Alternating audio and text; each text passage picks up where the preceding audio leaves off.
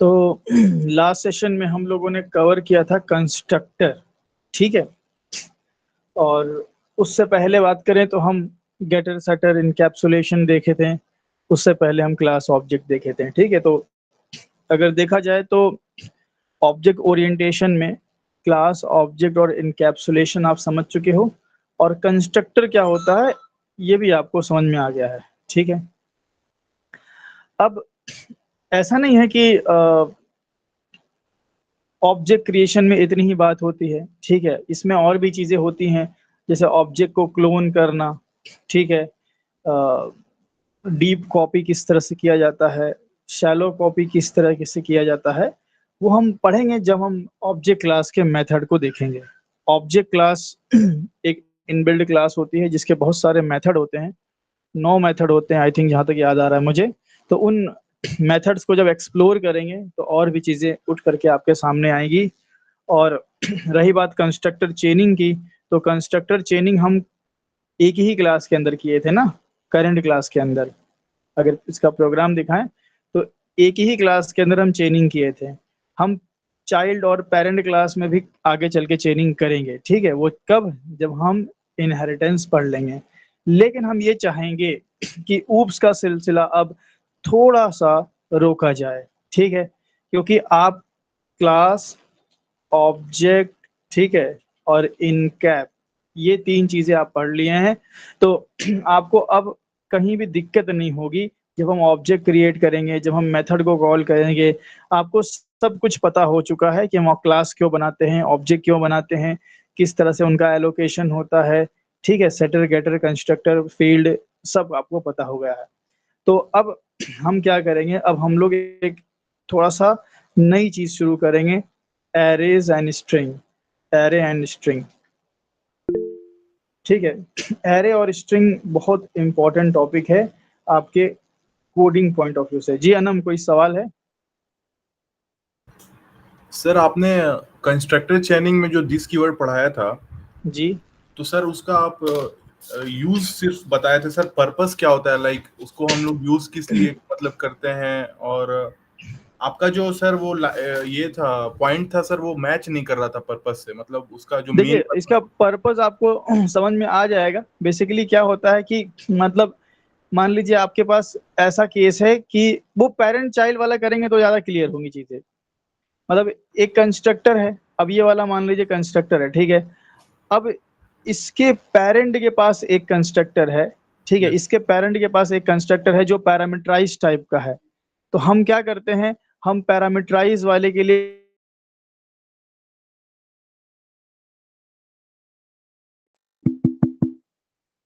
Voice clear है ना मेरी?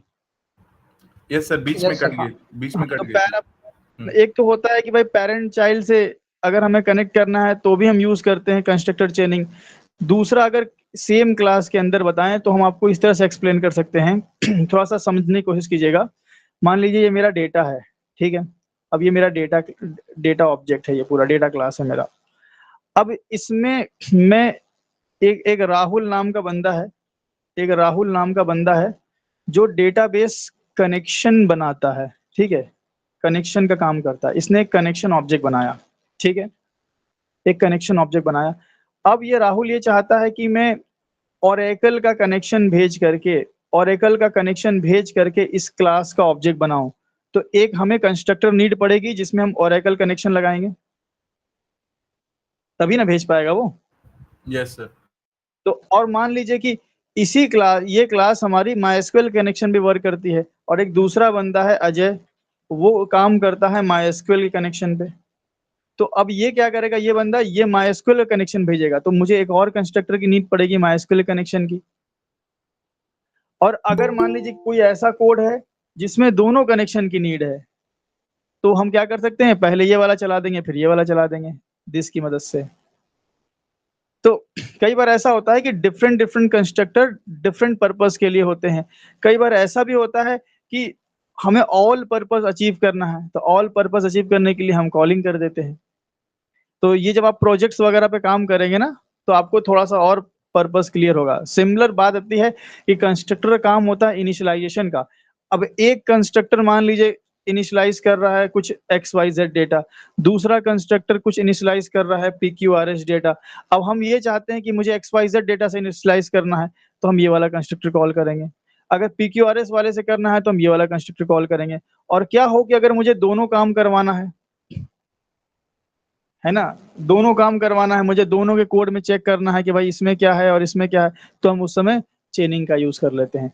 अभी इसमें हम एक आप लोग को रियल टाइम प्रोजेक्ट बनवाएंगे कंसोल बेस्ड, तो उसमें आपको ये सारी चीजें और पिक्चर क्लियर होंगी। समझ रहे हैं नम जी? यस सर, मतलब सर बेसिकली यही है कि हम लोग मल्टीपल ऑब्जेक्ट क्रिएट से भी बचते हैं, लाइक मेमोरी हाँ, मैनेजमेंट में। अगर आप वही इसीलिए तो हमने बोला था कंस्ट्रक्टर चेनिंग के टाइम कि अगर आपको ये चारों कंस्ट्रक्टर चलाना है तो 4 ऑब्जेक्ट बनाने की नीड नहीं होगी, आप एक ही में से सबके कोड को यूज कर सकेंगे। Yes sir. वो और भी धीरे धीरे चीजें क्लियर होंगी जब अभी हम, क्योंकि अभी हमारा जो फोकस है कंसेप्ट पे ज्यादा है। रियल टाइम आपको समझ में आ जाएगा, एक छोटा सा मिनी प्रोजेक्ट करेंगे हम लोग इस पे। Okay sir, okay. तो हाँ, तो बात ऐसी थी कि अब हम लोग एरे और स्ट्रिंग शुरू करेंगे, तो पहले एरे पढ़ेंगे, स्ट्रिंग बाद में पढ़ेंगे। सबसे पहले हम लोग एरे पे बात करेंगे। बहुत इंपॉर्टेंट है एरे। एरे जिसका कमजोर होगा वो कभी भी कोडिंग प्रॉब्लम सॉल्व नहीं कर पाएगा। एरे और स्ट्रिंग बहुत इंपॉर्टेंट है। तो भाई सबसे पहले एरे के बारे में कोई हमें बताए क्या होता है एरे? ये बहुत कॉमन चीज है। Sir collection of multiple data और heterogeneous data. Homogeneous data. Sorry, हाँ, होमोजीनियस डेटा। ओके सर, हाँ। तो हम बोल सकते हैं कि एरे, सबसे पहले हम बात करेंगे कि क्या एरे प्रिमिटिव है या ऑब्जेक्ट है। मतलब हम ऑब्जेक्ट। अगर एरे बनाते हैं ऑब्जेक्ट। तो, हाँ, एरे ऑब्जेक्ट है, प्रिमिटिव नहीं है ना। मतलब हम एक एरे बनाएंगे तो हीप मेमोरी में, ठीक है, एरे के एलिमेंट्स के लिए मेमोरी क्रिएट होगी। मतलब internally array acts an object in Java. तो सबसे पहले हम बात करेंगे एरे इन जावा, या मैं बोलूंगा array is an object. Array is an object in Java. पहली चीज, एरे क्या है? ऑब्जेक्ट है जावा के अंदर, ठीक है। दूसरी चीज यहाँ पे क्या होता है एरे? भाई ऑब्जेक्ट होता है, ठीक है। मतलब ऑब्जेक्ट होता है, वो तो बात समझ में आ गई, वो तो हम मतलब प्रिमिटिव ऑब्जेक्ट के टर्म में समझ रहे हैं। एरे में बेसिकली करते क्या है? तो एरे में हम मल्टीपल एलिमेंट्स स्टोर कर पाते हैं। क्यों हम मल्टीपल एलिमेंट्स स्टोर करेंगे? सपोज दैट आपके आपको क्या करना है, आपके पास 100 बुक्स हैं। अब इस 100 बुक्स का आपको नेम स्टोर करना है या प्राइस स्टोर करना है। मान लीजिए आपका 100 बुक्स हैं, 100 बुक्स का आपको प्राइस स्टोर करना है, तो आप ऐसे करेंगे इंट बुक 1, इसका प्राइस 90 रुपये। फिर आप करेंगे बुक 2 का प्राइस 30 रुपीज़। फिर आप करेंगे बुक 3 का price 80 rupees, dot dot dot dot. इसी तरह आप जाएंगे बुक 100 का प्राइस 900 रुपीज़, ऐसा कुछ। अब यहाँ प्रॉब्लम क्या होगी, 100 बुक का डेटा स्टोर करने के लिए आपको 100 वेरिएबल बनाने पड़े। 100 वेरिएबल जब आप बनाएंगे तो वेरिएबल के नेम रखने में दिक्कत, नेम याद करने में दिक्कत कि किसमें कौन से बुक का डेटा है, ठीक है। तो वेरिएबल का नाम ज्यादा होगा, नाम ज्यादा मैनेज करना पड़ेगा, लाइन ऑफ कोड भी लंबा होगा, प्रोग्राम कॉम्प्लेक्स हो जाएगा। तो इस चीज से बचने के लिए क्या किया गया, ये डिसाइड किया गया कि भाई अगर मुझे बहुत सारा डेटा स्टोर करना है तो हम कुछ ऐसा कर लें कि एक ही वेरिएबल में हम मल्टीपल डेटा स्टोर कर पाएं।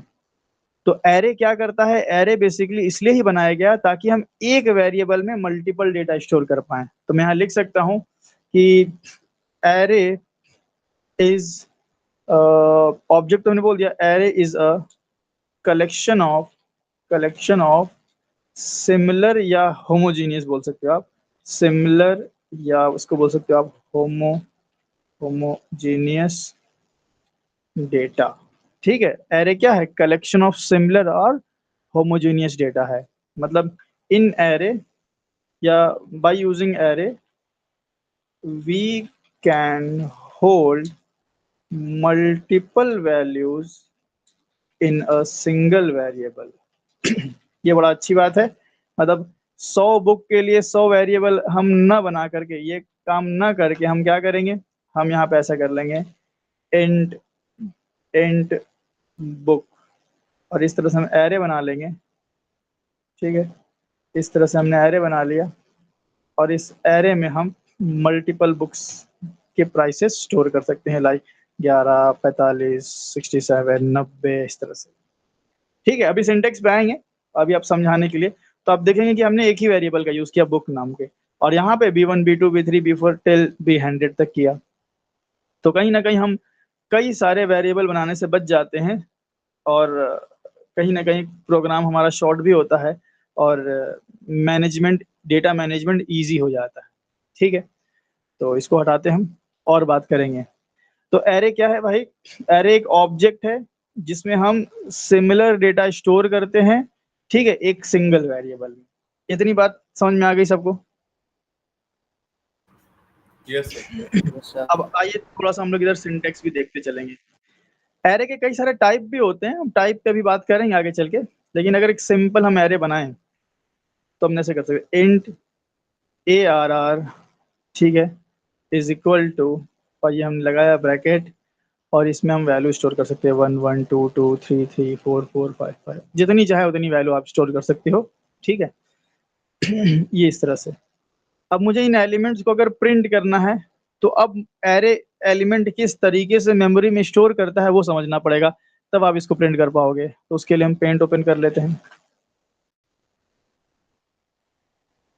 एरे के बारे में अगर मैं आपको बताऊं तो एरे क्या करता है, अपने एलिमेंट्स को मेमोरी के अंदर कॉन्टिग्यूअस मेमोरी लोकेशन पे स्टोर करता है। It uses contiguous memory location. क्या होता है भाई कॉन्टिग्यूअस मेमोरी लोकेशन? बताएं जरा। के बाद है, क्या शिवम? एक के बाद एक सर, मतलब पहले 11 फिर 45 फिर 50 60 लाइन से। कह सकते हैं कि कॉन्टिग्यूअस मेमोरी लोकेशन का मतलब होता है कि मेमोरी के अंदर अगर किसी एक एड्रेस पे कोई एलिमेंट स्टोर है, तो अगला जो एलिमेंट होगा वो उसके बगल वाले एड्रेस पे ही होगा। पड़ोसी रहते हैं, ये इसका मतलब था पड़ोसी एलिमेंट्स। ठीक है, फॉर एग्जाम्पल, अगर मैं इसी को कहाँ चला गया, ये वाले को अगर मैं मेमोरी में बनाऊं आपके लिए, तो ऐसा कर सकता हूँ। तो ये ऐसा कुछ स्टोर होगा, ये एक मेमोरी बनेगी लंबी सी। ठीक है, और पहला एलिमेंट मान लो है अगर यहाँ पे 11, तो दूसरा जस्ट इसके बगल में होगा, या फिर ऐसे कर लेता, 5 है ना टोटल, तो 1 2 3 और 4 5, ठीक है, कुछ ऐसे। तो यहाँ पे अपना 11 होगा। ठीक है, ये हो गया 22, फिर यहाँ पे हो गया 33, इसको और एक्सपेंड कर लेते हैं हम, और ये हो गया 44, और ये हो गया 55। अब ये जो मेमोरी जो ब्लॉक्स हैं, ठीक है, इन पूरे मेमोरी ब्लॉक्स को रिप्रेजेंट किया जाएगा ARR नाम से। ठीक है, तो अब ARR के अंदर तो बहुत सारे सेल्स हैं, तो अब ईच सेल्स को रिप्रेजेंट करने के लिए हम यूज करेंगे इंडेक्सिंग का। एरे की इंडेक्सिंग शुरू होती है 0 से, ये 0, ठीक है, ये हो गया हमारा 1 2 3 एंड 4। ठीक है, अच्छा, मान लो इस सेल का एड्रेस, जो कि मेमोरी एड्रेस जावा हमें रिवील नहीं करता है, लेकिन मान लें अगर 4 4 5 6 8 8 है, तो अगले वाले का क्या होगा?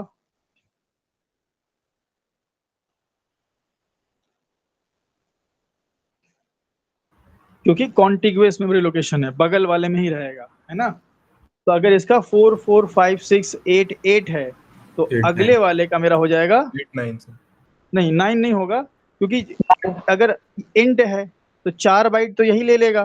तो 88 89 90 91, 88 से लेके 91 तो इसी यही घर का हो गया ना। तो बाजू की शुरुआत होगी 92 से, समझ गए? इंट डेटा टाइप लिया है, 4 बाइट का तो घर ही हो गया इसका, तो Yes. इतना प्लॉटिंग इतना ले लिया ना ये। और फिर इस तरह से सो ऑन आप आगे बढ़ सकते हैं। मान लीजिए एक और हम लिख देते हैं, तो 92 के बाद 96 कर लेते हैं। तो इसको बोलते हैं हम लोग कॉन्टिग्यूअस मेमोरी लोकेशन। इस तरीके से सो ऑन लास्ट तक जाता है। तो अच्छा ये हो गया। अच्छा इस एरे की अगर हम लेंथ पूछे तो कितना बोलेंगे आप, 4 की 5? 5 सर, 5 होगा। 5 सर। कोई 4 वाला है क्या? कोई नहीं है ना कि कोई है 4 वाला? चलो ठीक है। तो एरे की लेंथ 5, लेंथ कभी 0 से नहीं काउंट की जाती ना। आप अपनी हाइट नापते हो तो ऐसे थोड़ी बोलते हो कि ये इतना 0 हो गया फिर 1 फिर 2, ऐसे थोड़ी करते हैं। तो लेंथ आप सिंपल, अगर कभी कंफ्यूज हो तो आप length is equal to number of elements, और नंबर ऑफ एलिमेंट्स कितने हैं हमें? 5 हैं। ठीक है, ये एलिमेंट्स है 11, 22, 33, 44। अच्छा length of array is equal to number of elements, या फिर मैं, हाँ ठीक, ये 5 है। इस हिसाब से मैं ये भी निकाल सकता हूँ कि एरे का जो लास्ट इंडेक्स होता है वो हमेशा क्या होता है, लेंथ से एक कम होता है। -1। लास्ट इंडेक्स हमेशा लेंथ -1 होगा, क्योंकि 0 से शुरू होता है इसलिए। तो ये नियम याद रखें आप, लास्ट इंडेक्स लेंथ -1 होगा।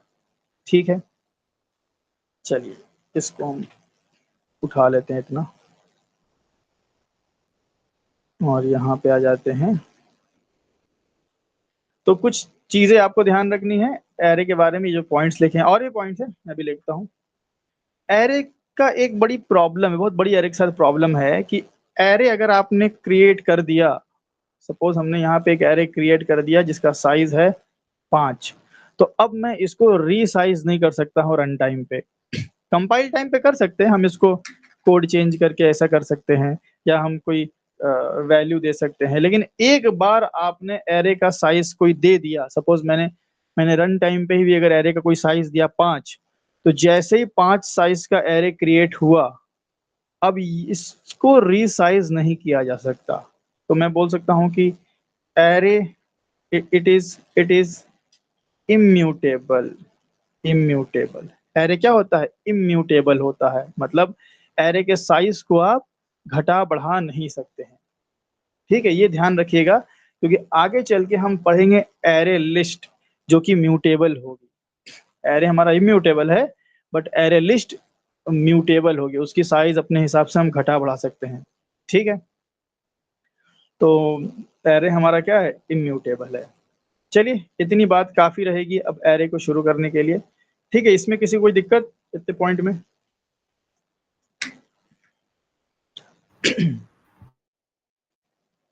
ठीक है, क्लियर है ना।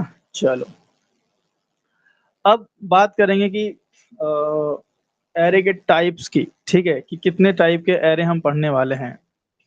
Types of array. तो एरे के टाइप की अगर बात करें तो जावा के अंदर हम पहला पढ़ेंगे single dimensional array. Single dimensional array, ठीक है, डायमेंशनल एस होगा। और दूसरा होता है हमारा मल्टी डायमेंशनल एरे। ठीक है, सिंगल डायमेंशनल एरे में मतलब हो गया, जैसे इसको हम लोग बोलते हैं 1D एरे, 1 डायमेंशनल एरे।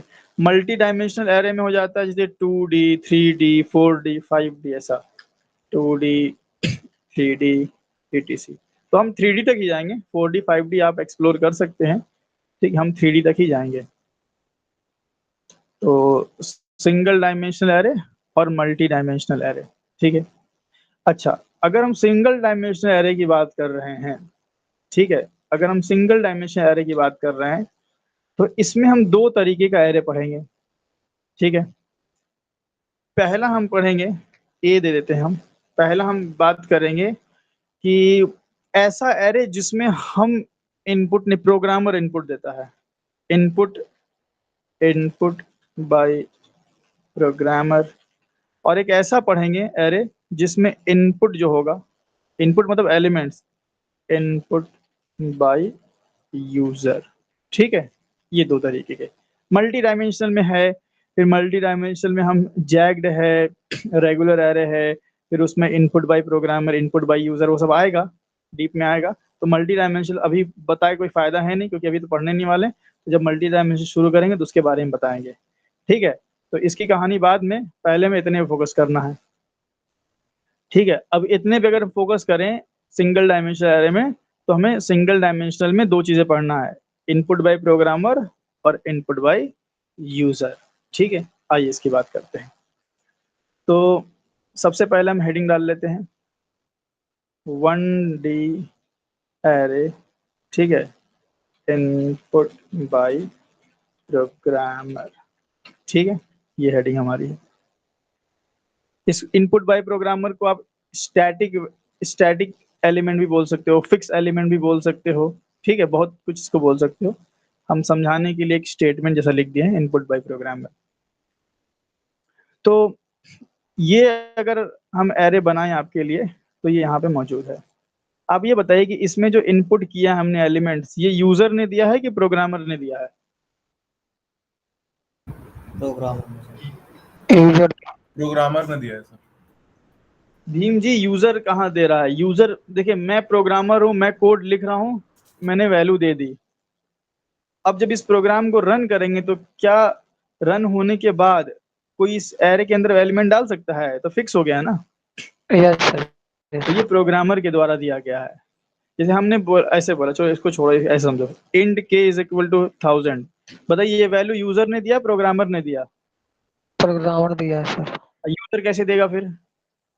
और रन टाइम मतलब इनपुट लेंगे सर। क्या लेंगे? स्कैनर से इनपुट लेंगे सर। हाँ, स्कैनर से मांगेंगे तो रन टाइम पे यूजर दे सकता है, ठीक है।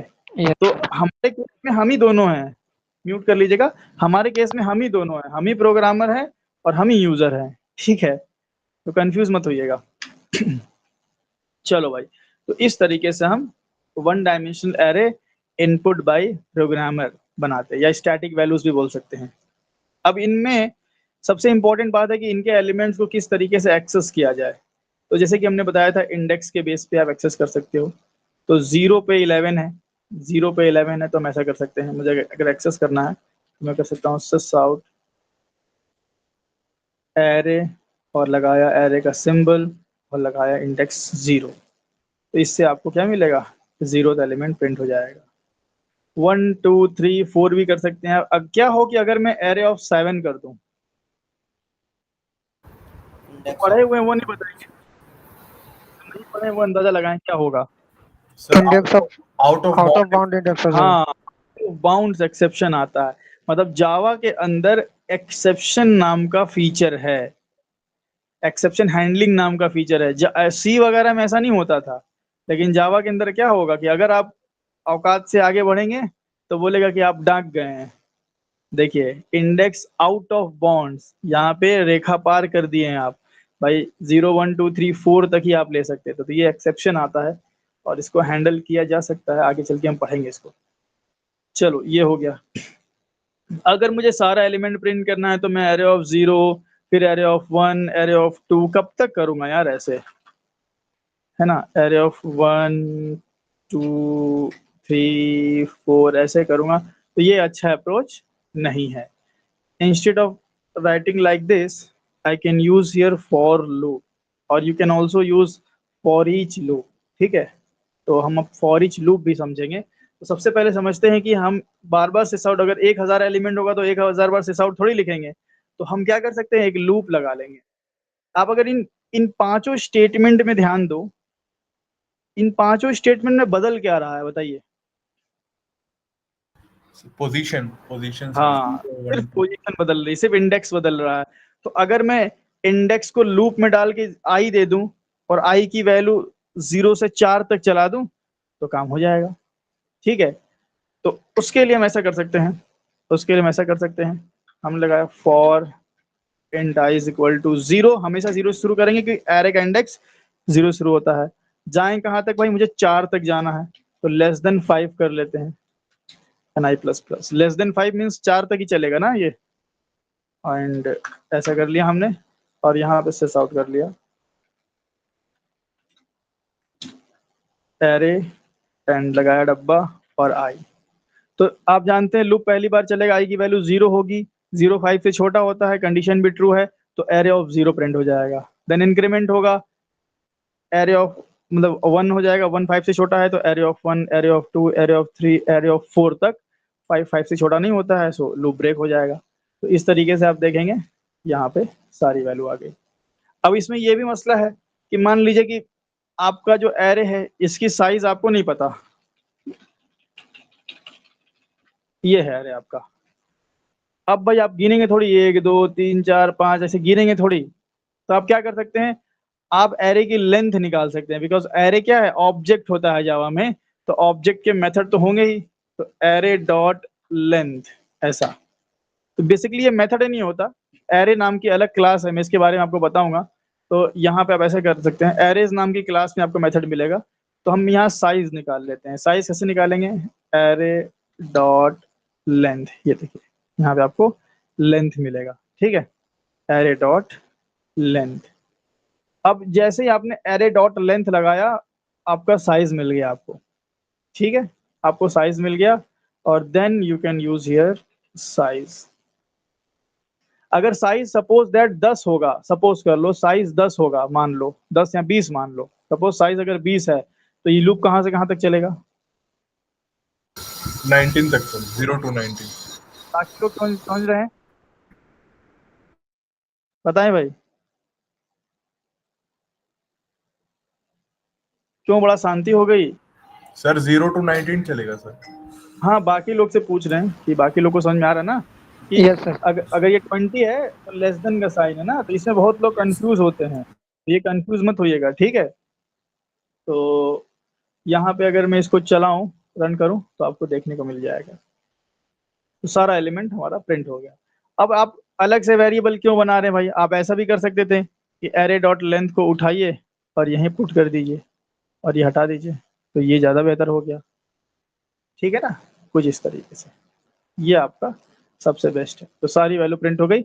अब मैं आपको वापस से अपने एरे पे आ जाता हूँ और इसको साइड में कर लेते हैं। तो इस तरीके से हम एक ऐसे एरे को प्रिंट कर सकते हैं जिसमें ऑलरेडी वैल्यू जो है ऑलरेडी फिक्स्ड थी, ठीक है। अब इस ये एरे मतलब ऐसा है कि इसमें प्रोग्रामर ही इनपुट दे सकता है, अब यूजर इनपुट कैसे देगा इसमें, ठीक है, ऐसा कोई इसमें लॉजिक आप नहीं लगा सकते। हाँ, एक काम आप कर सकते हैं कि आप ऐसे कर लें कि int a is equal to 11 कर लें और यहाँ a पास कर दें, ऐसा कर सकते हैं, और इस a की वैल्यू को स्कैनर से ले लें, है ना। तो तो अगर ऐसा करते हैं तो क्या सही होगा, ये बताइए।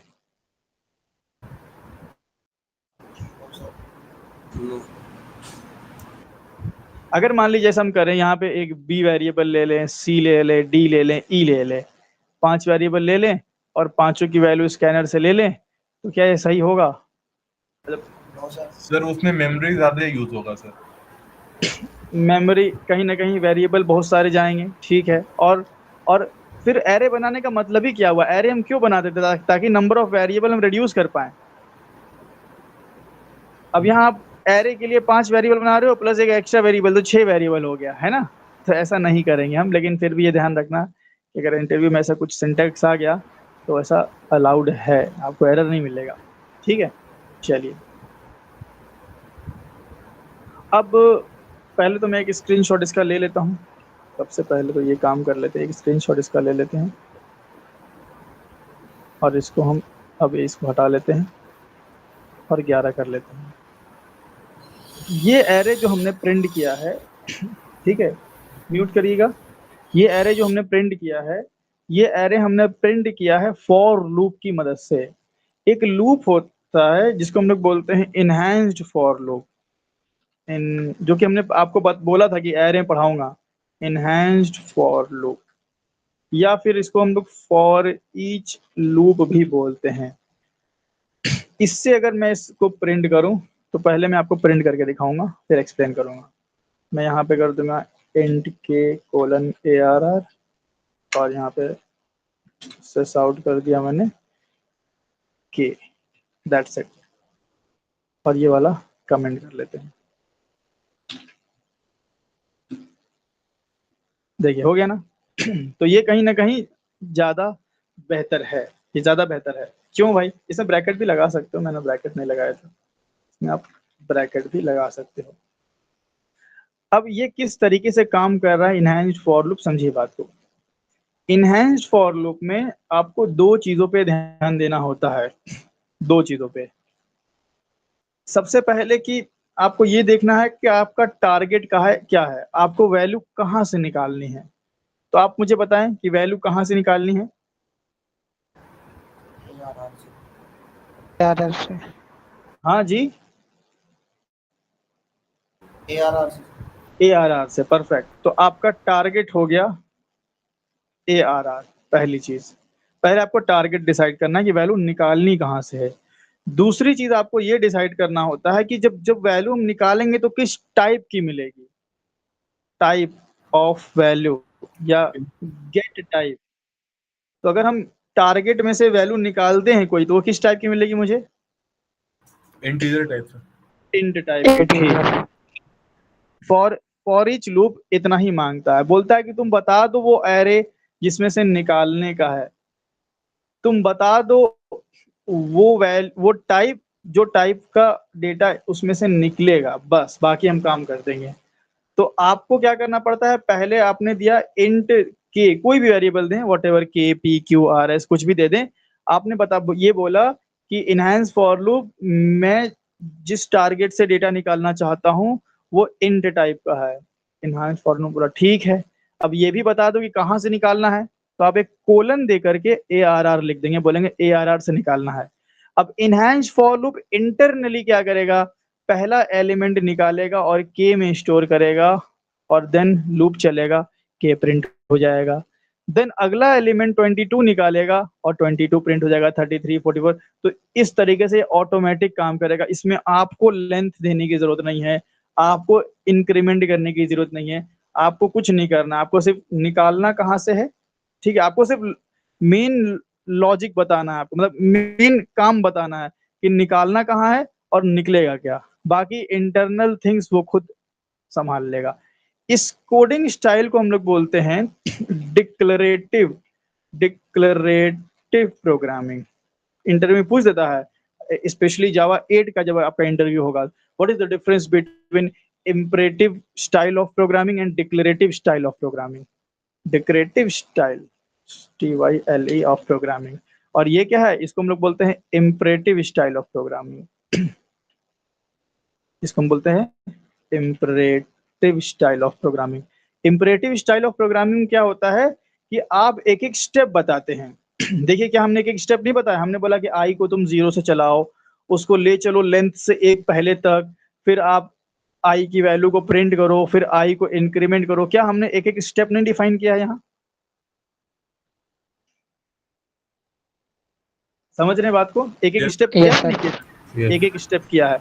जहां पे आप स्टेप बाय स्टेप कोड लिखते हैं, एक एक स्टेप लिखते हैं, उसको बोलते हैं इम्परेटिव स्टाइल ऑफ प्रोग्रामिंग। और इम्परेटिव स्टाइल ऑफ प्रोग्रामिंग जावा में बहुत दिनों से यूज किया जाता था, बहुत टाइम से यूज किया जाता था, सिंस जावा 8 डिक्लरेटिव प्रोग्रामिंग इंट्रोड्यूस किया गया है। मतलब जावा 8 में लाइन ऑफ कोड इसलिए डिक्रीज हो गया, बहुत सारी नई नई चीजें आई हैं और जिससे लाइन ऑफ कोड बहुत आपका कम हो गया। आगे चल के हम पढ़ेंगे, लैम्डा एक्सप्रेशन पढ़ेंगे, स्ट्रीम एपीआई पढ़ेंगे, फंक्शनल इंटरफेस है, ठीक है।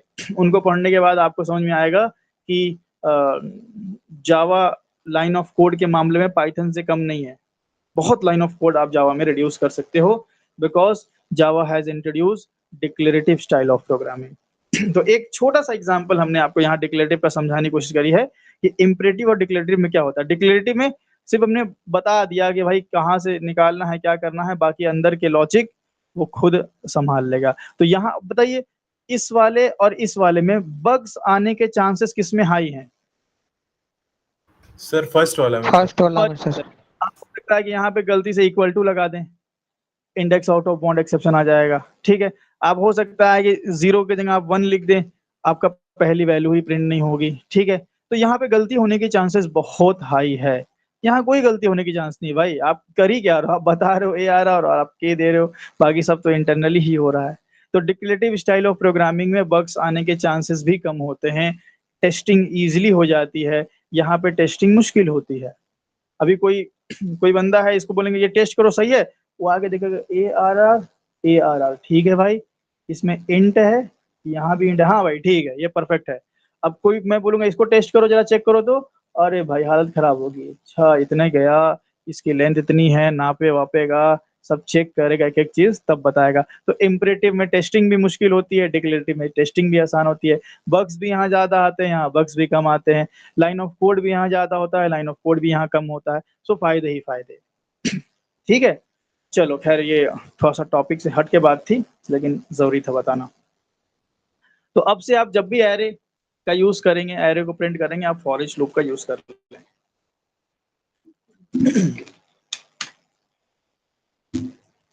चलो भाई, इतनी बात समझ में आ गई सबको? कोई डाउट यहाँ पे? No sir. चलिए, तो अब लेकिन ये है कि ये for each loop simple way के लिए है।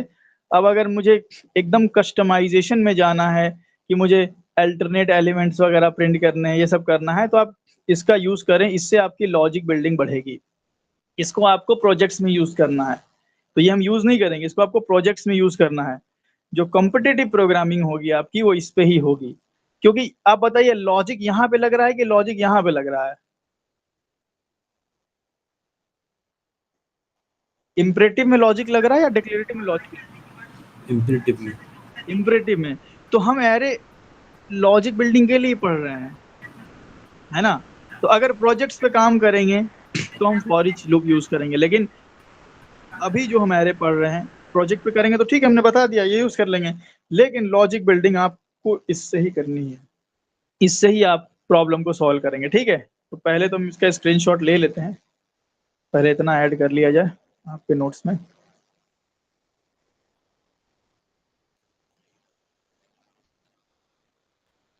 चलो भाई, अब ये सब हटा देते हैं हम। ठीक है, जो भी हमने बात बताई, ये सब इम्परेटिव सब साइड में करते हैं और लॉजिक बिल्डिंग पे आते हैं। ठीक है, क्योंकि फॉर ईच में लॉजिक नहीं बनेगा आपका फिर।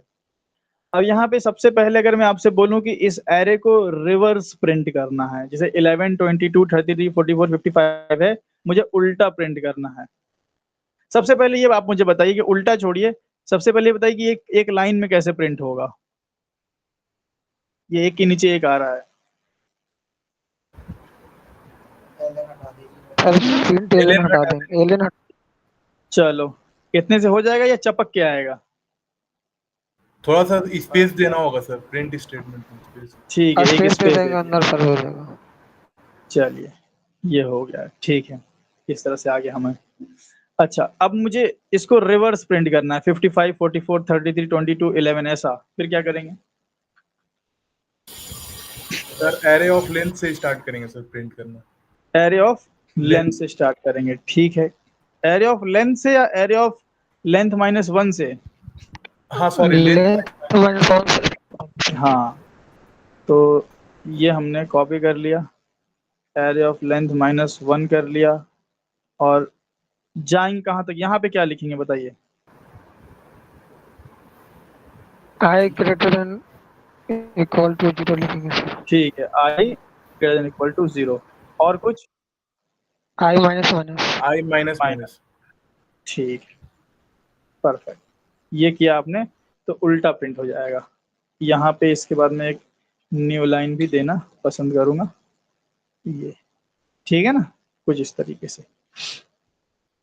चलो, ये हो गया आपका सीधा प्रिंट करना, उल्टा प्रिंट करना।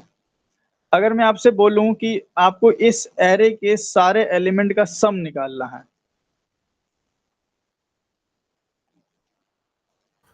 पहले सर एक सम नाम का वेरिएबल ले लेंगे सर। हाँ, एक हम क्या कर सकते हैं, सम नाम का वेरिएबल ले सकते हैं। तो अगर सारे का सम निकालना है तो मैं पहले इसको कमेंट कर लेता हूँ। सारे का सम निकालने के लिए एक लूप उठा लेंगे, ठीक है, ये ऐसे कर लिया हमने, ये कमेंट कर लिया। हाँ, तो सम निकालने के लिए सबसे पहले क्या करेंगे, हम एक सम नाम का वेरिएबल ले लेंगे, फिर उसमें 0 डाल देंगे। सर ये इसमें हटा दिया हम। हाँ, सम में 0 सर सम को सर 0 से इनिशियलाइज कर देंगे सम को सर। हाँ, ये बताइए कि 0 से इनिशियलाइज करना क्यों जरूरी है? क्योंकि लोकल वेरिएबल सर यहाँ यूज करेंगे तो लोकल वेरिएबल को पहले यूज करने से पहले उसको इनिशियलाइज करना पड़ता है। करेक्ट, लोकल वेरिएबल को इनिशियलाइज करे बिना हम यूज नहीं कर सकते हैं, तो सबसे पहले इसमें 0 डाल देंगे। अब क्या करेंगे, इस 0 में आई की वैल्यू को प्लस करते रहेंगे, प्लस करते रहेंगे, प्लस करते रहेंगे। तो हम ऐसा करेंगे, sum is equal to sum plus array of I, बस खत्म। ये काम कैसे करेगा देख लीजिए। मैं थोड़ा सा, जिनको समझ में नहीं आया उनको मैं उनके लिए मैं बता देता हूँ। राइट हैंड साइड की चीज इवोल्यूट होती है और लेफ्ट हैंड साइड में असाइन होती है। तो क्या बनेगा, sum is equal to right hand side वाली इवोल्यूट होगी, तो सम की वैल्यू कितनी थी भाई, 0 थी, 0। फिर array of I, array of I मतलब एरे ऑफ 0, तो एरे ऑफ 0 कितना है भाई, 11, तो एरे ऑफ 0 बना 11। तो सम की वैल्यू कितनी हो गई, 11 हो गई। जब लूप दूसरी बार चला तो सम इज इक्वल टू फिर सम प्लस एरे ऑफ आई, तो अब सम की वैल्यू 11 हो चुकी थी, तो 11 plus array of 1, array of 1 कितना है भाई, 22, तो 11 प्लस 22, तो ये हो गया 33। यही लॉजिक से आप एरे ऑफ टिल चल जाएंगे लास्ट इंडेक्स तक, तो आपका ये पूरा सम में सारी वैल्यू सम हो जाएगी, एंड देन आप सेस आउट कर सकते हैं सम। ठीक है, क्लियर है। इसका एक शॉर्टकट वे भी है, अगर देखें हम यहाँ पे एरेज, एरेज करके है यहाँ पे, जावा यूटिल डॉट स्ट्रीम स्ट्रीम, और यहाँ पे अगर हम एरे पास कर दें और डॉट कर लें सम को, ठीक है, और यहाँ पे हमको निकाल लें sum 2 और सेस आउट कर लें sum 2। देखिए सम और sum 2 में सेम आएगा, 165 165। अब एक लॉजिक ये लिखा है और एक ये लिखा है, आप बताएं कौन सा इंपरेटिव स्टाइल है, कौन सा डिक्लेरेटिव स्टाइल है। सर फर्स्ट वाला सर इम्परेटिव स्टाइल है और सेकंड हाँ। वन जो है वो डिक्लेरेटिव। तो इस समझ रहे ना, एरे में क्यों हमें डिक्लेरेटिव पे नहीं जाना है, क्योंकि कोई मतलब ही नहीं होगा यार, कुछ नहीं सीखेंगे इंटरव्यू में। मतलब जाएंगे, कोडिंग के क्वेश्चन पकड़ाएगा, हम ऐसे करेंगे ना तो सीधे भगाएगा, बोलेगा ये तुम क्या किए हो भाई, हम तुम्हारा भेजा चेक करते हैं, तुम जावा दिखा रहे हो हमें। तो ये सब चीजें पढ़ेंगे, स्ट्रीम वगैरह आगे चल के हम लोग, सब जावा 8 का है, तो इसको हम हटा ही देते हैं। ठीक है, मतलब आपको दिखा रहे हैं कि देखो कितनी चीजें आसान हो गई हैं। मतलब इवन अगर मुझे सेस आउट करना था तो मैं डायरेक्ट भी लिख सकता था ना, अगर मैं ऐसे भी कर लेता था तो काम हो जाता था। ये देखिए, तो अभी कोई पाइथन वाली टीम आकर के बोले कि हम तो एक लाइन में काम कर रहे, तो हम भी करते हैं भाई। इवन जावा 8 का ये बात है, और करेंटली जावा 21 मार्केट में है, तो सोचिए जावा में क्या क्या चीजें आई होंगी। खैर, तो इतना बड़ा काम एक लाइन में किया जा सकता है, इसको वैसे हम करेंगे नहीं। तो ये काम हो गया, ठीक है, सम 0 है, इस तरह से हम लोग मतलब सम वगैरह कर सकते हैं। ये सब चीजें बेसिक बेसिक चीजें मैं आपको बता रहा हूँ ताकि आपको एक आइडिया मिल जाए कि एरे में जब आपके सामने कोई प्रॉब्लम आएगी तो अप्रोच कैसे होना चाहिए आपका। ठीक है, बाकी और बहुत सारी चीजें हम कर सकते हैं, लेकिन अभी अलग से हम लोग एक सेशन रखेंगे जिसमें हम कोडिंग प्रैक्टिस करेंगे। ठीक है, तो ये हम इसको वापस से कमेंट कर देते हैं और इसको हम पहले आपको दे ही देते हैं। पहले कंसेप्ट समझ लेते हैं एरे का पूरा हम लोग। चलिए भाई, अब हम क्या समझेंगे यहाँ पे, बहुत इंपॉर्टेंट बात, ध्यान दीजिएगा।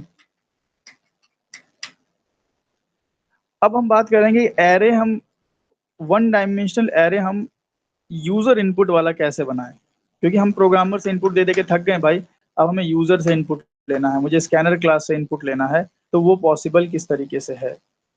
ठीक है, चलिए इसको हम कॉपी कर लेते हैं।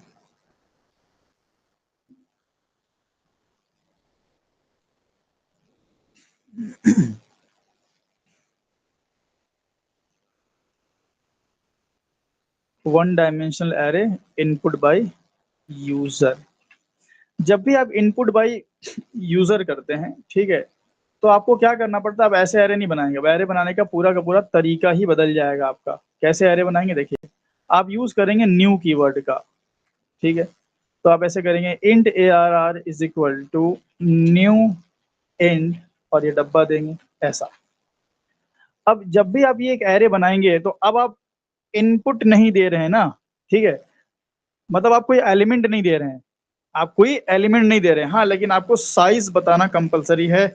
तो आपने दे दिया भाई 5, ठीक है, आपने एक साइज दे दिया भाई कि 5। इसका मतलब हुआ कि एक 5 साइज का एरे क्रिएट होगा जो अभी खाली होगा। एक 5 साइज का खाली एरे आपने यहाँ पे बता दिया कि भाई 5 साइज का खाली एरे। अब इस खाली एरे में एक एक करके आपको क्या करना है, एलिमेंट्स इंसर्ट करना है। तो हमने किया एरे ऑफ 0 में 10, एरे ऑफ 1 में 20, सो ऑन, आप इस तरह से कर लेंगे। एरे ऑफ 2 में 30 कर लिया, एरे ऑफ 3 में 40 कर लिया, और एरे ऑफ 4 में 50 कर लिया, ठीक है।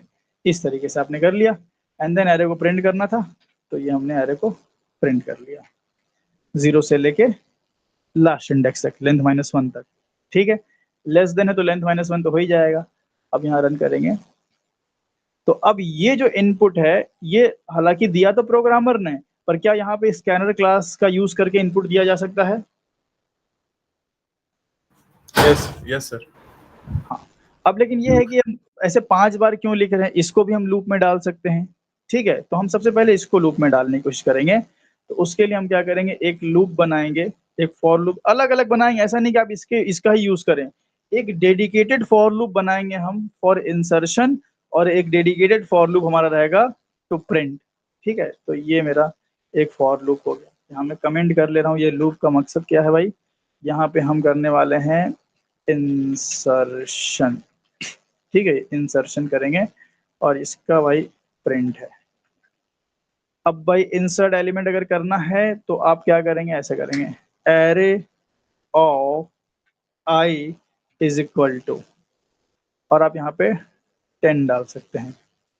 अगर मैंने इस प्रोग्राम को रन कर दिया, आप मुझे बता सकते हैं कि आउटपुट क्या आएगा?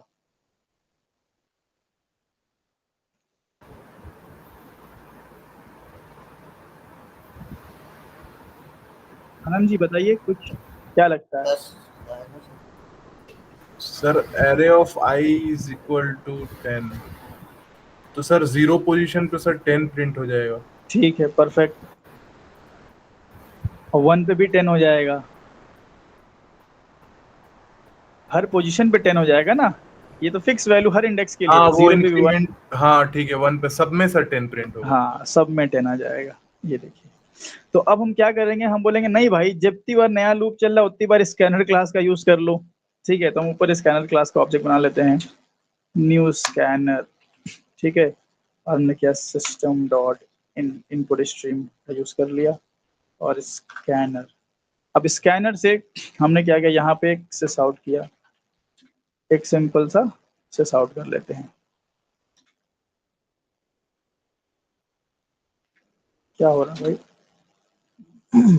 सर वो जो हम साइज डिक्लेयर किए हैं आप 5 करके, हाँ, तो सर अगर मतलब मेरे को नहीं मालूम है यूजर कितना साइज डाले, मतलब क्या उसका कैसे होगा सर, जैसे मेरे को साइज कैसे रखना होगा, अगर यूजर को, मेरे को कैसे पता चलेगा यूजर को कितना साइज चाहिए करके? तो वो हम दिलवा सकते हैं, यहाँ पे यहाँ साइज नाम का वेरिएबल बना लेंगे, और साइज की वैल्यू ले लेंगे यूजर से। अभी हम वो करते हैं, अच्छा हाँ, साइज का वैल्यू ले लेते हैं यूजर से। हाँ कर सकते हैं, अभी करेंगे, वो हम करने वाले हैं अभी। तो सेस आउट कर लेते हैं हम यहाँ पे, और यहाँ ऐसे कर लेंगे, एंटर एरे ऑफ प्लस आई कर लें, फिर प्लस डब्बा बंद और इक्वल टू। तो ये कैसे प्रिंट होगा, enter array of 0 equal to, और एरे ऑफ 0 पे वैल्यू डालेंगे हम scanner dot dot next int की मदद से, इस तरीके से। तो एक एक करके सारी वैल्यू हम इंसर्ट कर पाएंगे। अभी रन करेंगे, देखिएगा। तो चूंकि हम 5 लिए हैं, तो inter array of 0, array of 0 पे हमने डाला 99, एरे ऑफ 1 पे डाला 78, एरे ऑफ 2 पे 56, फिर 90, फिर 44 हो गया। ये देखिए प्रिंट भी हो गया। तो ये समझ में आया ये वाला किस तरीके से काम कर रहा है? Yes sir. ये पूरी स्ट्रिंग है, और बीच में हमने आई की वैल्यू को कॉन्कैटिनेट किया गया है। तो आई डायनामिकली चेंज हो रही है 0 1 2, इसलिए आपको मैसेज इस तरह से डायनेमिकली चेंज होता हुआ दिख रहा है। अब हम ये कर लें ऐसा कि भाई हम एरे की साइज भी यूजर से ले सकते हैं, है ना। हम क्यों भाई 5 लें, हम यूजर से बोल दें कि तुमको 5 लेने का है कि 500 लेने का है। तो यहाँ पे आप डाल दें साइज और यहाँ कर लें आप सिस आउट एंटर एरे साइज। ये आपने एरे साइज करवा लिया और यहाँ कर लिया हमने int size is equal to scanner dot next int. ये कुछ इस तरीके से, बस इतना ही। अब आप रन करेंगे तो आप पहले एरे का साइज देंगे। सपोज हमने 7 दे दिया, ठीक है, 7 दे दिया, तो ये एरे ऑफ 0 1 2 3 अप टू कहाँ तक जाएगा? 6 तक सर। 6 तक, करेक्ट। 1 2 3 4 5 6 और एक और 7 वैल्यू। 7 वैल्यू मतलब 0 to 6। और ये देखिए प्रिंट हो गया। तो ये आपका, अगर आप देखेंगे प्योरली आपने हर वैल्यू यूजर से लिया हुआ है। तो ध्यान रखेंगे जब भी आप इनपुट बाय यूजर करेंगे तो आप एरे को बनाएं न्यू कीवर्ड का यूज करके। कहाँ एरे भैया, कहाँ एरे, कहाँ गया, ये छुपा है। ठीक है, इसमें कोई दिक्कत किसी को? No sir. ये हो गया। तो देखिए एरे के कंसेप्ट तो आप समझ गए। अब आपको एरे पूरा समझ में आया, जितनी बात हमने अभी तक बताई आपको सब समझ में आई। लेकिन इस वन डायमेंशनल एरे पे इतने सवाल बन सकते हैं जो हो सकता है आपसे लग भी जाएं, जो हो सकता है आपसे ना भी लगे। इवन मेरे से भी जरूरी नहीं है कि दुनिया का सारा सवाल एरे का लग ही जाएगा, हो सकता है हम भी किसी प्रॉब्लम में फंस जाएं। तो एक होता है कंसेप्ट समझना, ठीक है, एक होता है कंसेप्ट समझना, ठीक है, कंसेप्ट, और एक होता है लॉजिकल एबिलिटी को बढ़ाना, ठीक है। तो लॉजिकल एबिलिटी होती है प्रॉब्लम सॉल्व करने से। जितनी प्रॉब्लम आप सॉल्व करेंगे उतनी लॉजिकल एबिलिटी आपकी इंक्रीज होगी। आपको इस सेशन में क्या करना है कि आपको कंसेप्ट पूरा समझ में आना चाहिए। अगर आपको कंसेप्ट समझ में नहीं आ रहा है देन आपको डीमोटिवेट होने की जरूरत है, ठीक है। क्योंकि क्यों नहीं आ रहा है भाई कंसेप्ट समझ में, क्या ही ऐसा खतरनाक हमने बता दिया। सिंपल आप देख रहे हैं भाई, एरे है, इंसर्ट किया, प्रिंट किया, एकदम सिंपल है। हाँ ठीक है, थोड़ा बहुत कंफ्यूजन है तो वो क्लियर हो जाएगा। ऐसा नहीं होना चाहिए कि आपको एकदम समझ में नहीं आ रहा है। तो अगर आपको कंसेप्ट क्लियर हो गया मतलब आप बिल्कुल सही डायरेक्शन में जा रहे हो। कई बार क्या होता है कि लड़के एरे की प्रॉब्लम में फंस जाते हैं, फिर उनको लगता है अरे हमको जावा नहीं आती। ऐसा कुछ नहीं होता, ऐसा कुछ भी नहीं होता। हम इतने साल से जावा पढ़ा रहे हैं, इतने साल से जावा पढ़ रहे हैं, हम भी आज एरे की प्रॉब्लम में फंस जाते हैं। हम भी अगर जाके प्रॉब्लम सॉल्व करेंगे, कंप्यूटर कोडिंग अगर हम इंटर करेंगे, हम भी प्रॉब्लम में फंसेंगे। गूगल माइक्रोसॉफ्ट की जो प्रिपरेशन करते हैं बंदे, वो भी फंस जाते हैं। तो एरे के प्रॉब्लम में फंसने का मतलब ये नहीं कि आपको जावा नहीं आती। वो लॉजिकल एबिलिटी है, अलग अलग तरीके से क्वेश्चन सेट किए होते हैं। कई बार दिमाग में क्लिक कर जाता है आंसर तो 5 मिनट बन जाता है, कई बार पूरा दिन भी लग जाता है। तो कंसेप्ट आपको पूरा क्लियर होना चाहिए। जो भी कंसेप्ट बता रहे हैं, क्वेश्चन तो हम लोग बहुत सारे लगाएंगे, क्वेश्चन धीरे धीरे आपको लेवल अप करते रहना है। चलिए इसको हम स्क्रीनशॉट लेकर के ऐड कर लेते हैं। ये हो गया आपका, ठीक है, one dimensional array user input का। इसको हम सेट कर देंगे, बाद में हम फॉर्मेट कर देंगे, अभी छोड़ देते हैं। अब यहाँ पे एक और बात हम करेंगे, आपसे एक सवाल हम करते हैं। चलो ये पूरा पहले हटाते हैं यहाँ से। आपके पास एक डेटा है, या एक काम करते हैं स्कैनर का यूज कर लेंगे। आपके पास एक डेटा है, देखो, एंटर एम्प्लॉय आईडी। आपके पास एम्प्लॉय की आईडी है, int ID is equal to scanner dot next.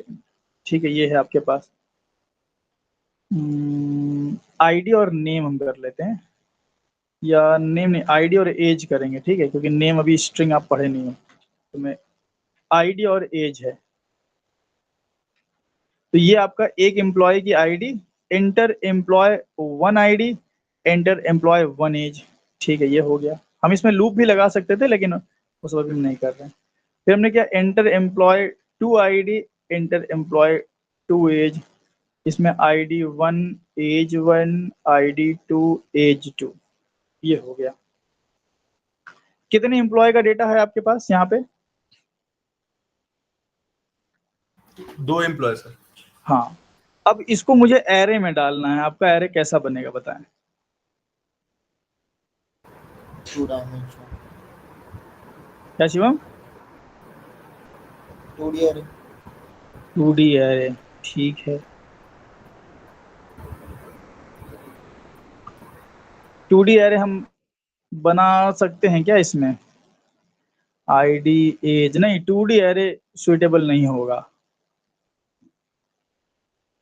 1 dimensional में ही होगा। अब देखो कैसे करेंगे, हम बताते हैं आपको।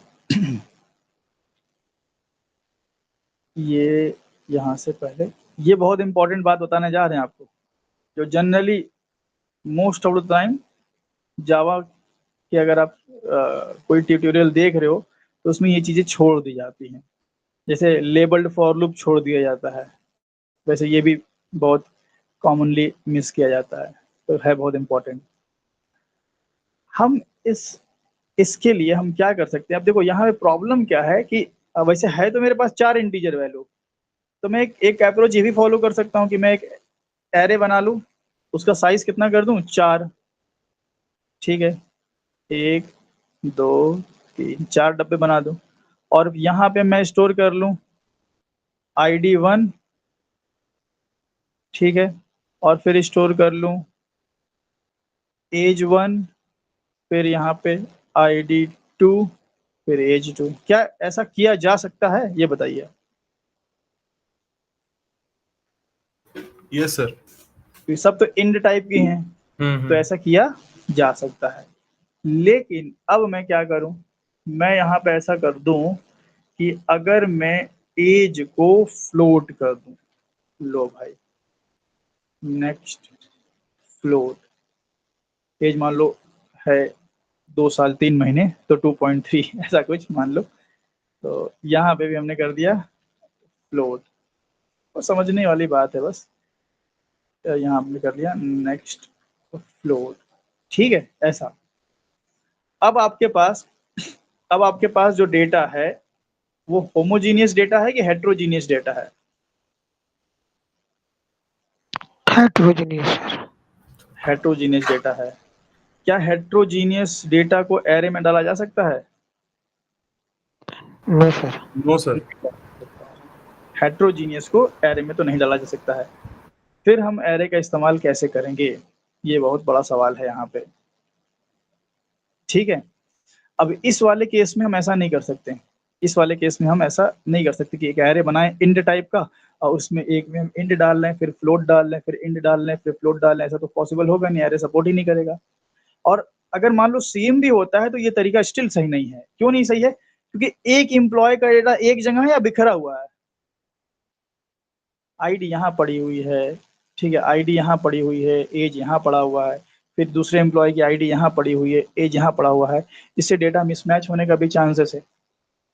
तो इस केस में हम क्या कर सकते हैं? देखिए, बहुत चालाकी करना पड़ेगा आपको यहाँ पे। आप क्या कर सकते हैं कि इसको, ये वाले की बात करेंगे इंड फ्लोट की। क्या मैं इस डेटा को, आईडी इंड और फ्लोट को, इतने को मैं एक सिंगल एंटिटी में डाल सकता हूं?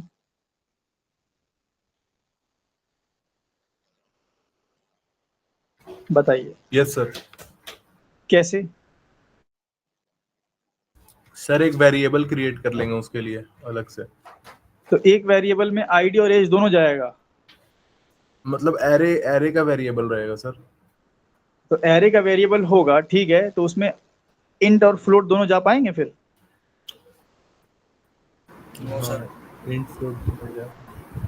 तो हम ऐसा तो कर सकते हैं कि हम एक एम्प्लॉय नाम का ऑब्जेक्ट बना लें। एम्प्लॉय नाम के ऑब्जेक्ट में क्या एक आईडी, एक इंट और एक फ्लोट को डेटा बाइंड किया जा सकता है? हाँ सर, उसके थ्रू हो सकता है। हाँ, तो हम यही काम करेंगे। देखिए, एक हम डेटा बाइंड करेंगे यहाँ पे। देखिए किस तरीके से हम डिफरेंट डेटा टाइप को एरे में डालेंगे, ठीक है। एक्चुअल में डिफरेंट डेटा टाइप नहीं जाएगा, ये कहीं बोल मत दीजिएगा, वो एक जुगाड़ तरीका हम बता रहे हैं आपको। तो आप क्या करेंगे यहाँ पे, अपने आईडी को, ठीक है, मैं इसको यहाँ से कर लेता हूँ, अपने आईडी और एज को एक एम्प्लॉय ऑब्जेक्ट में डालूंगा। तो उसके लिए एम्प्लॉय ऑब्जेक्ट बनाना पड़ेगा। तो डेटा बाइंड प्रोजेक्ट में क्या कोई एम्प्लॉय नाम का है?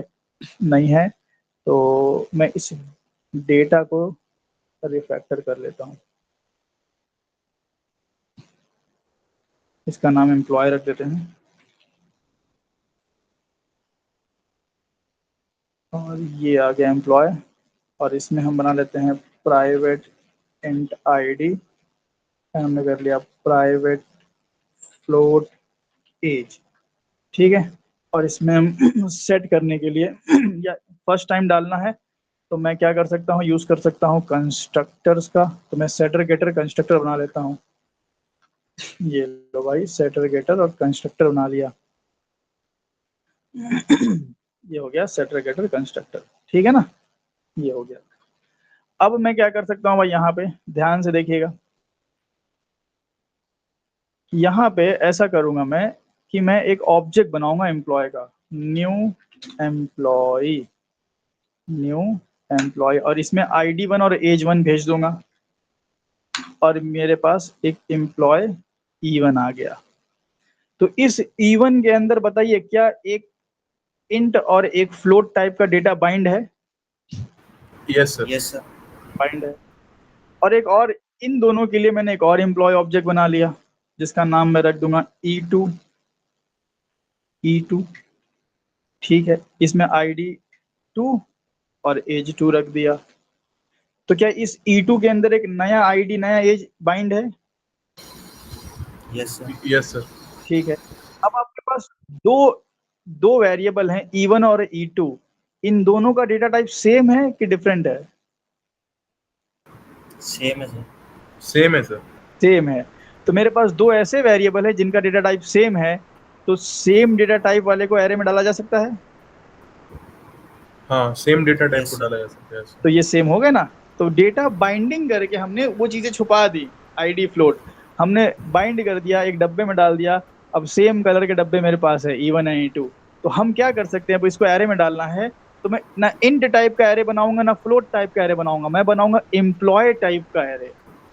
तो एम्प्लॉय EMP या ERR लिख देते हैं, is equal to new employee, size कर देते हैं हम 2 है ना अपने पास ये। और इस एरे में ERR ऑफ 0 में मैं डाल दूंगा E1 को, और ERR ऑफ 1 में डाल दूंगा E2 को। म्यूट कर दें, समझ गए? इस तरीके से देखिए। तो इस तरीके से आपने क्या किया, अपने अपने हेट्रोजीनियस डेटा को पहले बाइंड किया, ठीक है, इसका टाइप एम्प्लॉय था। फिर दूसरा जो आपके पास डेटा था ये वाला, इसको भी आपने बाइंड किया, तो इसका भी टाइप क्या बन गया? एम्प्लॉय। Employee only. इसका भी टाइप आपका एम्प्लॉय हो गया। अब दो एम्प्लॉय सेम टाइप के हैं, इन दोनों को हमने डाल दिया एक एम्प्लॉय एरे में। तो एक हमने एरे बनाया भाई यहाँ पे, ठीक है, और इसके 0th लोकेशन पे एक एम्प्लॉय ऑब्जेक्ट और एक फर्स्ट लोकेशन पे एक एम्प्लॉय। ये आपका एरे है। इस एरे का टाइप क्या है भाई? इसका नाम ERR है, इसका टाइप हो जाएगा एम्प्लॉय, ठीक है। 0th इंडेक्स पे आपको पहला ऑब्जेक्ट, फर्स्ट इंडेक्स पे दूसरा ऑब्जेक्ट। बताइए भाई, ये बात समझ में आई सबको जो हमने यहाँ पे किया हुआ है? Yes sir. बाकी लोग, मामला क्लियर है? यस। तो इस तरीके से आप क्या कर सकते हैं, इस तरीके से आप यूज कर सकते हैं डेटा बाइंडिंग का एरे में भी, ठीक है। हम लोग करते हैं ऐसा, मतलब रियल टाइम में अगर सोचो बहुत सारा कॉम्प्लेक्स डेटा होता है आपके पास, ID भी है, फ्लोट भी है, कैरेक्टर भी है, स्ट्रिंग्स भी है, तो हम उनको बाइंड करके पहले एक डेटा टाइप बनाते हैं, फिर दूसरे वाले को बाइंड करके एक डेटा टाइप बनाते हैं, E1 and E2 and employ में डाल देते हैं। क्या सबूत है कि एम्प्लॉय में गया है? सबूत हम इस अगर एरे को प्रिंट करके देख लें इसमें गया है कि नहीं गया है। तो इस एरे को प्रिंट करने के लिए आप फॉर ईच लूप यूज कर लें या आप फॉर लूप यूज कर लें, आपकी मर्जी। मैं फॉर ईच यूज कर रहा हूँ। फॉर ईच में हम क्या बोलते हैं, निकालना कहाँ से? ERR से। चलो भाई, तो पहले कोलन दो ERR। अच्छा, ERR से निकालेंगे तो क्या मिलेगा, किस टाइप का डेटा मिलेगा बताइए? एम्प्लॉय। Object type. हाँ, एम्प्लॉय ऑब्जेक्ट मिलेगा। एम्प्लॉय ऑब्जेक्ट को I can hold inside employee type reference. तो पहला ऑब्जेक्ट निकला इस ईएमपी में होल्ड हुआ, पहला ऑब्जेक्ट निकला इस ईएमपी में होल्ड हुआ, और ऑब्जेक्ट की वैल्यू कैसे प्रिंट की जाती है? रेफरेंस वेरिएबल को सर प्रिंट करें। रेफरेंस नहीं नहीं, रेफरेंस वेरिएबल को प्रिंट करेंगे तो आपको वो मिल जाएगा हेक्साडेसिमल।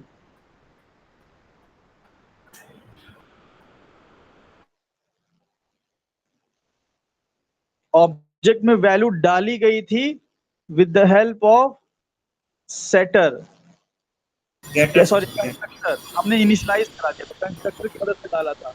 अपडेट करना होता है तो सेटर की मदद डालते हैं, और निकालना होता है तो गेट मेथड यूज करें। गेटर की मदद।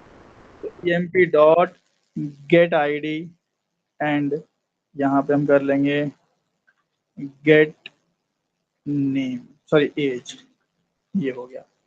चलिए रन करके मैं आपको दिखाता हूँ, यहाँ पे देखिएगा। तो ये कंसोल इधर कर लेते हैं। सबसे पहले यहाँ पे बोला ID 1 डालिए, मैंने डाला 11, एज मैंने डाल दिया 45.6। फिर ID 2 बोल रहा है 12, एज में डाल दिया 55.6। ये देखिए प्रिंट होके मिल गया। ठीक है, तो इस तरीके से आप एरे में इनकैप्सुलेशन का बिल्कुल यूज करें। जब भी आपको इस तरह से डेटा मिले, ठीक है, डिफरेंट डिफरेंट डेटा टाइप का, आप उनको बाइंड करके सिंपली आप एरे में डाल सकते हैं। अब आपको इस पे थोड़ा सा एक्सप्लोर अपने से भी कर सकते हैं। आप अपने से एक टास्क बनाइए अपने माइंड पे। आप एक क्रिकेटर का डेटा ले लें, 5-6 डेटा ले लें, फिर आप मल्टीपल क्रिकेटर्स लेकर के एरे में डालें। ठीक है, थोड़ा सा कोडिंग की प्रैक्टिस किया करिए। प्रॉब्लम आपको कई बार बनानी भी पड़ती है माइंड लेवल पे, यार ऐसा करेंगे तो क्या होगा, वैसा करेंगे तो क्या होगा। इस तरह से आप इसमें प्रैक्टिस कर सकते हैं। चलिए मैं इसका स्क्रीनशॉट लेकर के ऐड कर लेता हूँ। ठीक है, ये हमारा हो गया 1 डायमेंशनल एरे। अब अपने नेक्स्ट सेशन से हम लोग क्या करेंगे, 2 डायमेंशनल एरे को समझेंगे। पहले हम पूरा एरे कंप्लीट करेंगे, और देन पूरा एरे कंप्लीट करने के बाद हम क्या करेंगे, इस पे कई सारे प्रॉब्लम को भी सॉल्व करेंगे, कई सारे टास्क भी देखेंगे हम लोग। एक मैं टास्क आपको देना भी चाहूंगा, एक अगर मैं आपको टास्क दूं, या फिर अभी रहने दो, पहले ये काम कर लेना। आपका टास्क तो यही रहेगा कि जितने हम लोगों ने प्रोग्राम किए आप पहले उतनी प्रैक्टिस कर लें। ठीक है, ये सारा आप प्रैक्टिस कर लीजिएगा। जो सिंपल आपको लग रहा है उसको आप स्किप भी कर सकते हैं, लेकिन ये वाला आप जरूर कीजिएगा। For for 3 employees, for 4 employees आप करें, टेस्ट करें इसको। ठीक है, आप इसमें लूप लगाएं, कोशिश करें और भी इसको इनहेंस करने की। चलिए आज के लिए इतना ही रखते हैं, रिकॉर्डिंग स्टॉप कर लेते हैं।